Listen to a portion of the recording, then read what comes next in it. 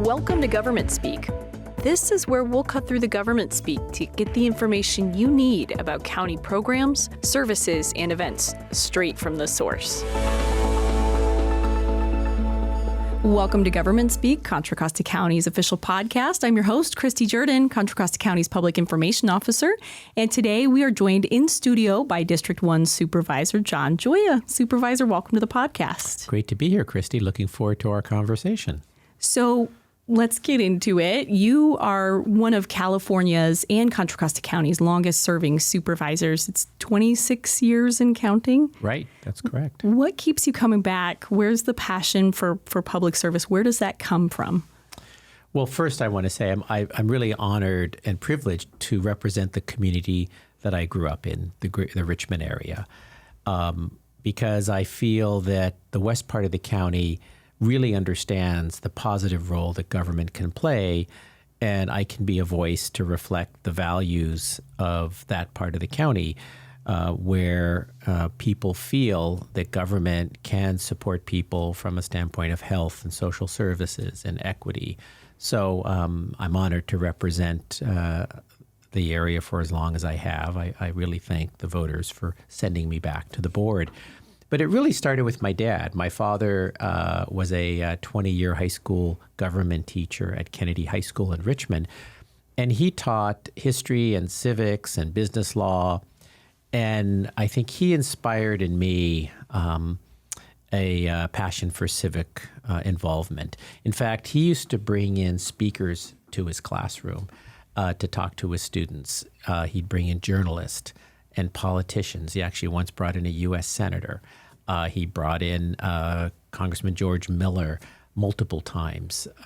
He brought in local council members and labor leaders. So he exposed his students and said to them, in our democracy, you have rights and you have responsibilities, and you exercise your rights by also exercising your responsibilities. And so he inspired that civic engagement value in me, and I thank him to this day. Unfortunately, he passed away before I was ever elected to office, but his inspiration really, I think, got me started in this. What a profound experience for you to be, exposed to so many different types of public service. Mm-hmm. And you just mentioned it here. Anyone who listens to you speak hears you often reference health and equity. Mm-hmm. Why is that important to you? And what do you want people in the community to know about the county's efforts and about your efforts to make this come to fruition through programs and services in the county? Well, to me, everything we do, and I have thought about this a lot and focused on it, is really about improving health and equity, whether it's individual health, whether it's the community's health, better opportunities to prepare young people for education and careers, whether it's about reducing pollution and community health, whether it's about San Francisco Bay and health of the Bay. Everything revolves around individual or community health. And then about equity, because we live in a society that has too many inequities, a long history of racism and injustices. And, we want to make sure not just the county services bring people to a position where we can achieve equity, but really changing society, changing how we think about providing everyone an equal level playing field. And county government has tremendous power to do this because we provide almost every type of service. Think about it. We deal with the criminal justice system. We deal with health and social services and preschool and planning and the condition of our communities and infrastructure through public works. So we touch every aspect of people's lives and can have enormous power to achieve equity through our work. And so for me, health and equity drive everything that I do.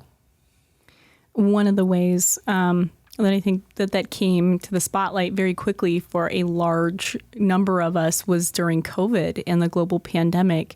Can you talk about the county's efforts in response to the pandemic and the ongoing COVID issues that still exist today? And then how did the county's efforts close the disparity gap in that response?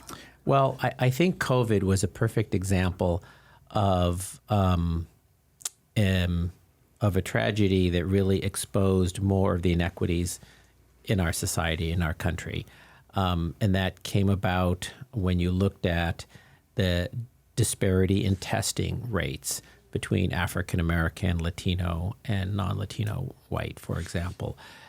It was also displayed through the disparity in vaccination rates. And for a long period of time, the African American community and Latino community were getting vaccinated at a much lower percent than the white community. And of course, African American community especially suffering the most from impacts from COVID. So working with the health department, I think we were able to really work hard to close that disparity gap on vaccines in the Latino community, not quite close it in the African American community, but closed it significantly. And we did that through messengers in the Latino and African American communities that were trusted and respected. So it wasn't just the message, it was who we engaged as messengers. And but as I say, I think COVID exposed a lot of what is wrong in the disparities that we have. And I do applaud the hard work of the men and women, not just in the health department, but across all aspects of county service. I just want to say, I think public service is a noble profession, and I acknowledge all the county employees across all the departments who stepped up to keep our community safer during the pandemic and help close the disparity gap. There's other things there's still a lot more work that needs to be done, however, but that was at least one effort that it was accomplished. One of the points that you just focused on is something that, from a public information standpoint, I'm really concerned with making sure that we do have the right folks carrying the right messages at the right times. How were those trusted messengers identified? Can you talk about some of the relationship building? One of the ways that we communicate from a county perspective, we want to make sure that we're not just posting things on Twitter and Nextdoor and calling that good. It's identifying those folks to truly connect and talk about all those great services that you were commenting on earlier. So how were those trusted folks identified? Well, the good thing is they reached out to us. I mean, while we all did outreach into communities, they also spoke up and said, look, we know how to reach our communities. For example, the faith community, a number of pastors in the African American Latino communities spoke up and said, we can be impactful and meaningful messengers. And indeed they were. So that was an example. I think the community rose up with its own voice and said, ask us how best to reach our community. And the health department listened. I think the county listened. It took a while at first. In fact, one of the things I strongly advocated for is that, look, when we're putting out communications, we need to do it in Spanish at the same time it goes out in English. It's not equity to say we're going to put it out in Spanish a day or two later. It needs to be at the same time. And we did that. So there's a lot we can learn from that, and there's a lot we can feel proud of, but also learn that we can continue to do things better. And we've done a lot to also expand healthcare to people regardless of their immigration status, because when everybody's healthy, everybody's healthier. And we saw that with COVID, that it doesn't only attack certain people. Some people are more impacted by it, but it affects everybody. So there's a lot of initiatives we're working on. One of the ones I'm really excited about is the creation of our Office of Racial Equity and Social Justice, something I know Supervisor Glover and I had talked about for a number of years. And we had talked to a number of people in the community who believed that the county could play an important role in achieving equity across race, ethnicity, gender, sexual orientation, disability status, language, all these across many populations. And so Supervisor Glover and I took a proposal to the board in the middle of the pandemic after we passed Measure X to actually create this office and use Measure X funding to really staff it and get it going. And what we did differently, I think, than any other county is we didn't just say, here's how we think the office should get established. We actually went out and raised a couple $100,000 from foundations so there could be an independent, non-county run community process led by community to determine what the priorities of the office should be, how it should be established. And that process took about 18 months, a little longer than we thought, but takes time to really engage the community, especially during the pandemic. And the community came back with a great series of recommendations that the Board of Supervisors implemented. And we're glad to have our co-directors on board. And the office is now being staffed up. And there's a lot of issues we're taking on, including the establishment of a new African-American wellness hub in Contra Costa, new youth centers in parts of the county that don't really have them. And really looking at all the work that we currently do across departments. Not that the county hadn't been doing work on equity. I think this just pushes it further and also changes the model of how we do it by engaging the community more. We do have a racial justice oversight body, which used to be the Racial Justice Task Force, that came up with a series of recommendations to look at disparities in the criminal justice system, where African Americans are arrested and incarcerated at a much higher level than their percent of the population. And so we are looking forward to that work and how we can be effective. So the board appointed the co-directors last year, Kendra Carr, Peter Kim, and they are staffing up the office. I saw they just had their new office over in 1026 Escobar. They're working to kind of ramp that up. They're also hiring. Do you have any details about how they're trying to build the team, what their areas of focus are? Yes, there's going to be positions to deal with language equity. So that's a key issue. Positions to look at doing data analysis so we can come up with the best policies based on real life data. They need their own support from a policy standpoint. They need administrative support. But I think the language equity position will be very important. We're a county where 25% of the people who live here were born in another country. My mother was an immigrant to this country from Italy, and my son's mom was an immigrant to this country from Peru. I think we are a county of immigrants, and many languages are spoken, and part of it is achieving language equity. You had mentioned also that it's Measure X funded. For those who might not be as well versed, what is Measure X? Well, I am really proud that the voters in Contra Costa, in the middle of the pandemic, supported a sales tax, the first sales tax to Contra Costa County government ever, to support our safety net. And that was supported right in the middle of the pandemic in November of 2020, raises about $110 million a year. And so far with that money, we have done a lot of really impactful things. We've reopened fire stations. We have improved emergency medical services. We have made more robust our county health system. We're funding so many improvements to our county health delivery system. And people may not realize it, but nearly 200,000 people in this county get their health services through our own network of physicians and nurses and other professionals. So that's a great thing. We need to support that structure. I'm really proud that we established this very innovative A3 program, which is a mental health crisis response system where you could call 911 or another number and have a mental health, behavioral health specialist show up in a crisis and that could be with or without law enforcement, depending on the situation. And we're supporting more funding for food insecurity and seniors, and developing youth centers.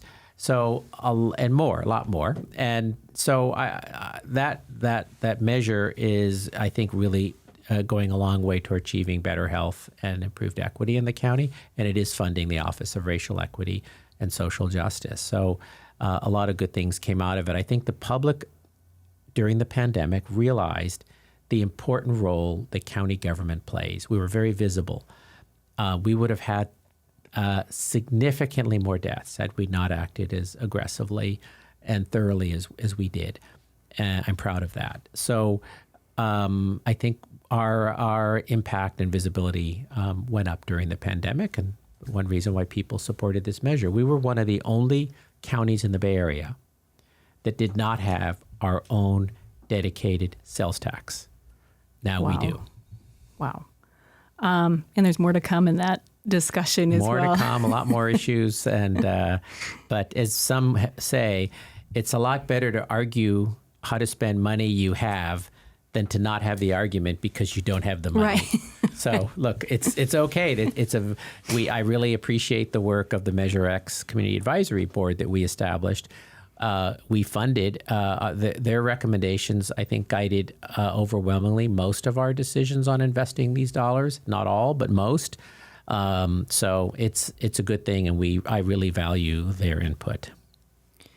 Another major project that the county has been working on is updating the general plan. Mm-hmm. What is the general plan, and can you talk about some of its areas of focus, specifically around environmental justice and sustainability? So I want to step back and do what my father often did and teach for a second. So, because the general plan is part of our power on zoning and planning in the unincorporated areas. But to step back for a second, I think one thing people should realize, most of what county government does is we are the social safety net, health, social services, and many other services to all county residents, whether you live in a city or in the unincorporated area. We're a county of nearly 1.2 million people. About 180,000 of them live in the unincorporated area. The rest live in cities. So whether it's the criminal justice system, whether it's our assessor's office, the treasurer's office, animal services, library, public works is just unincorporated. But these other functions are across the county. Then on top of that, we are like city government or municipal government if you live in an unincorporated area, whether it's Kensington, El Sobrante, Alamo, North Richmond, Bay Point, Rodeo. So our planning and public works departments only have authority in those unincorporated areas. So getting back to the general plan, it is like the constitution of land use planning. It develops the policies of how development occurs in the unincorporated areas only. And we haven't updated the general plan in over 30 years. And so we are finishing up a multi-year process that started from before the pandemic for a new general plan, which for the first time will have new policies on environmental justice, sustainability, economic development, and health. It will also lay out our vision for how we achieve more housing, more affordable housing, which is a major need and a crisis in the Bay Area. Also, how does this county transition away from fossil fuels? We are the second most industrialized county in the state after LA, with 4 refineries, 2 of whom are already converting to being the world's largest renewable fuel facilities, where they take soybean oil and other types of feedstock that's not crude oil and produce renewable diesel. So these are important. How does this affect existing workers? How do we create what I call the new energy economy in Contra Costa? So our general plan is really setting policies for that. Frontline communities like North Richmond that have been on the front lines of pollution because they're near industry or a refinery need to also be on the front lines of the benefits of our transition to a clean energy economy. So our general plan is laying out a lot of those policies and will guide our development going forward, which relates to pollution issues. I spent a lot of time. I'm on the Bay Area Quality Management District Board, And then for 7 years, I was Governor Brown's appointee to the California Air Resources Board, setting a lot of statewide policies on cutting pollution, addressing climate change, and how we move forward. And there's a number of communities in Contra Costa that are impacted by pollution, our industrial waterfront, from Antioch, Pittsburgh, over through Martinez, Rodeo, into Richmond, have the highest rates of asthma in the county, and some of that due to pollution. And so there's a lot of progress I think we have made, not just at the county, but with the Air District and with community rising up to say, we need to be aggressive about improving health and equity by cutting pollution. And the Air District has passed, I'm proud to say, a number of new regulations that reduce air pollution in communities surrounding these facilities. And so the county will continue to look at, what eventually replaces this, that keeps our economy strong, provides workforce opportunities, and is cleaner. So to make all that happen with the general plan update, what's the next step on that in terms of getting approval and actually laying out the next, decades worth of vision? Mm-hmm. Well, we're hoping to approve the general plan in the fall, September, October range. And then the planning department will amend our zoning code, update our zoning. That can't happen until we amend and update the general plan.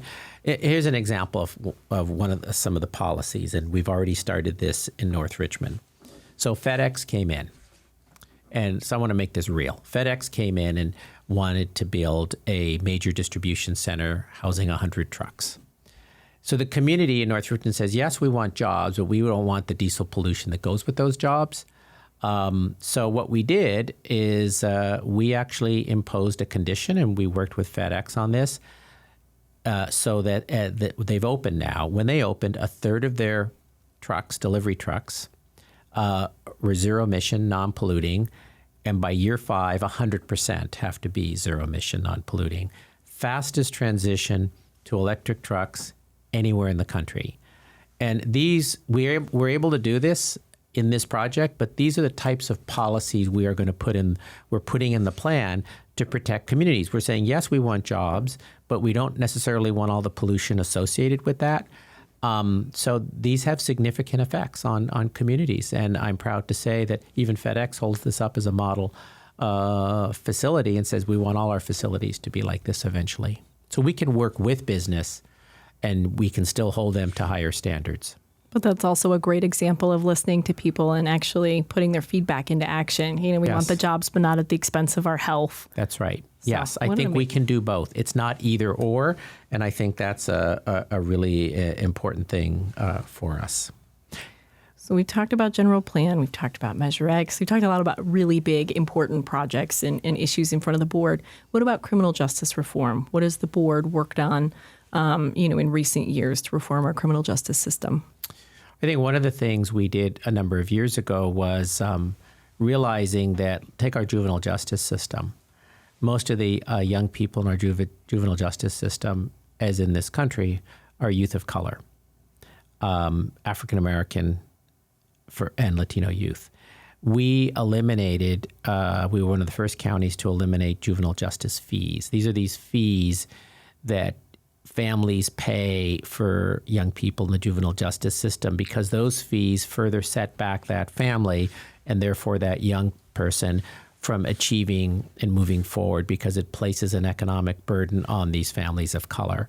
And I remember after we adopted this groundbreaking ordinance along with Alameda County, I went to Sacramento and testified on a state bill, which then eventually prohibited these fees statewide. So our work was in advance of what the state did. And what we're also doing, though, in addition to just eliminating fees, is we're trying to provide alternatives to young people to thrive. And the RISE Youth Center is a perfect example of that. They have partnerships with our probation department, with our district attorney's office, so that young people aren't incarcerated, but first have an opportunity to, let's say, be in a program in a youth center, and which is shown to be much more effective than incarcerating a young person in juvenile hall. And that's an example of a project that started over 20 years ago when listening to students at Richmond High School. I remember talking to and listening to young people who said, we need more places for young people in the after-school hours. And so I worked with a woman named Kimberly Aceves, who was executive director of Youth Together, doing work at Richmond High School, and said, how can we locate a place for young people? And we identified a vacant county building in Richmond. But here's what was most important. We didn't just say, okay, we have a building, we're going to set this up. We stopped. We invested in a process where young people said, this is what we need and are looking for in a youth center. Sort of like the community process we did for the Office of Racial Equity and Social Justice. I really believe in those processes. And so we developed a nonprofit, which was called RISE, and it built out a youth center based on the needs of young people in West County. And the good news, the fortunate thing was the county owned all the land around it. So over time, they expanded and now own all the land that they are on. They actually have a health clinic there. They have recording studio, career programs, arts and culture programs, mental health programs. It's just fun. It's a fun. I wish there were a place like that when I was growing up in Richmond. Yeah. It's really fun, and to me, I get a lot of. I learn a lot. I learned a lot in that process because I originally said, let's just open the center, and young people said, no, we need to spend some time. And the reason that to invest in what that center should have, and I think that's why young people go there. That's why it's successful, because they were invested in it from the very beginning. And I think that's a model where county government can play a really important role, but not necessarily control the process. We do provide a fair amount of funding. It's property we used to have, but it was community-led. Likewise, this project we're working on in North Richmond with Urban Tilth, a great nonprofit in the community that's using 3 acres of former county land plus other land to create a community farm that's also about stewardship of the land, healthy eating. Talk about health and equity. It's a perfect example of that. And Doria Robinson, their executive director, who's now on the city council, has just done an amazing job implementing this.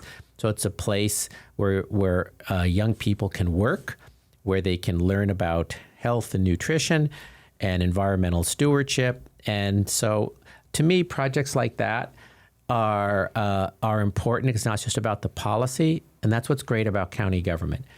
We don't just get to make policies, we get to figure out how we're implementing those policies in a meaningful way.